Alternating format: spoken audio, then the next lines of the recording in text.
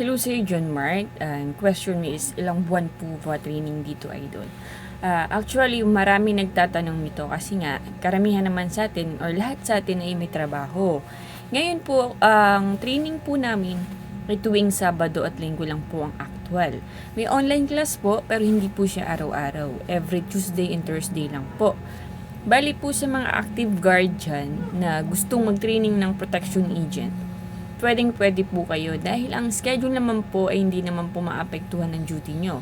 Depende na lang po kung lagi po kayong, hindi po kayo payagan talaga ng OIC.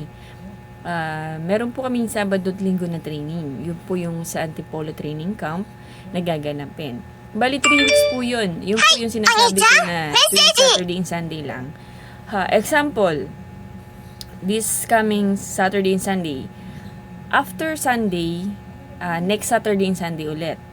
Ganon ulit. After Saturday and Sunday, next training, Saturday and Sunday ulit. Bali, 3 times yun. 3 times na Saturday and Sunday. Hindi aapakan ng Monday to Friday dun ng actual training.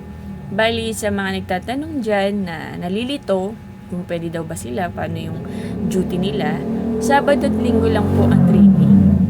Sa mga active guard po dyan, lady guard, kung college graduate, security, or high school, kahit ano pang trabaho mo, pwede ka dito. Joyride rider, grab rider, kahit ano, basta porsigido ka at kaya mong tustusan yung tuition fee mo. Kasi lahat naman ng license is may bayad talaga. Yun lang, maraming salamat.